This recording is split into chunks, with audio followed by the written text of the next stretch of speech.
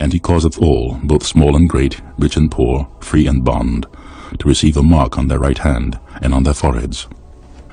And that no man might buy or sell, save that he that had the mark, or the name of the beast, or the number of his name.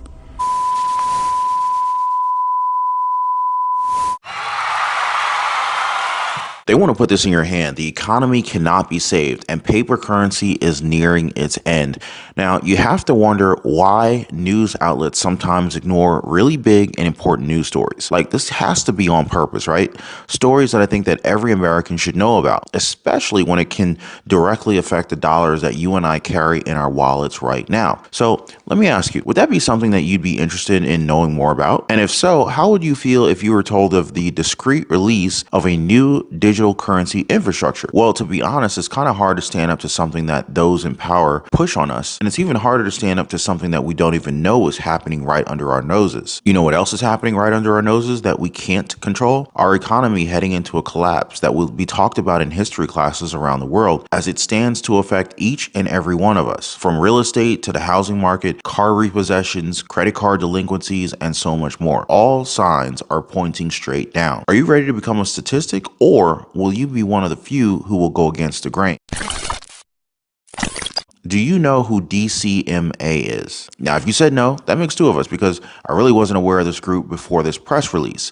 And it's titled, quote, "The Digital Currency Monetary Authority, DCMA, launches an international central bank digital currency, CBDC," end quote. Now, from the title itself, an international central bank digital currency, just imagine that for a second, right? Does that make you feel secured? Does that build more confidence in you when it comes to digital currency with our money that is controlled by someone other than us? And when you call yourselves an authority, it just kind of feels and sounds like you're above everyone else, doesn't it? If they were much more open about it, I would have listened a bit more, but they released it in such a very shady manner that, I have a lot of suspicions now. So anyway, the article says that during the spring meeting 2023 at the IMF, or the International Monetary Fund, the DCMA, quote, announced their official launch of an international central bank digital currency, CBDC, that strengthens the monetary sovereignty of participating central banks and complies with the recent crypto assets policy recommendations proposed by the IMF, end quote. So wait, they launched this thing already, it seems. Were you guys made aware of this? Did you see this on mainstream media? Or just like me and a lot of us, is this the first time that you're actually hearing about this? Now, like I said, we can't push back on something that we don't even know is happening. And it continues to say that, quote, Universal Monetary Unit, or UMU, end quote, which is also known as a unicoin, by the way, quote, symbolizes an ANSI character U, is legally a money commodity, can transact in any legal tender, settlement currency, and functions like a CBDC to enforce banking regulations and to protect the financial integrity of the international banking system, end quote. So Michael Snyder, he wrote a great piece on this, and he says that, quote, it sounds like a secretive cabal of international banks and national governments is conspiring to push this new currency down our throats, end quote. Yep, that sounds about accurate. Now, what makes this entire thing that much crazier is that we're not even sure what these currencies will look like. But Professor Richard Werner, who had adamantly pushed back against CBDCs, has said that he has an idea of what it might look like. The nature of this CBDC, what is it actually going to look like? They never talk about that. Right. But I heard one European central banker tell me what it's going to look like. He saw it.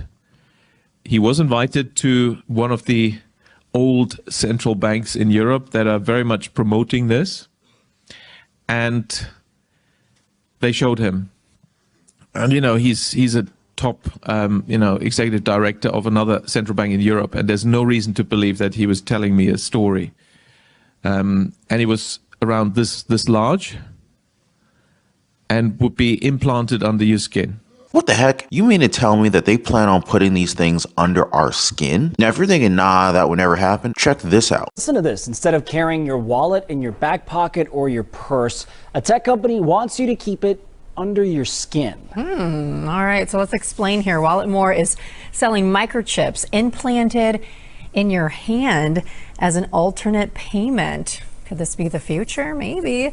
Once you set up your card info in the company's app, look at this. It says payments could be as easy as swiping your hand over a card reader.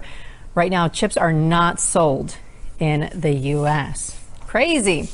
Crazy, right? So Warner says that the only way to show solidarity against a CBDC is by using something that they hate, and that's physical cash. Do you guys think that this is something that we should definitely push back on? Now, I don't know about you, but I would find it terrifying to have a chip under my arm that can probably be used for many other things rather than just having a centralized digital currency. It's not like they're going to be telling us what comes from these chips. I mean, heck, they didn't even tell us that this central bank digital currency through the international monetary systems was being formed. So why would they ever tell you what they're really doing or what they're really capable of doing with these chips under your skin? Central banks have, like the Bank of England, already prepared their microchip implant RFID chip to be implanted under your skin. And why is the sudden discussion about universal basic income from all the grassroots and inverted commas movements and billionaires? Oh, universal basic income is the bribe for you to accept the microchip. The Federal Reserve is considering a digital dollar. The implications for privacy and freedom are frightening. But central bank digital money is ominous.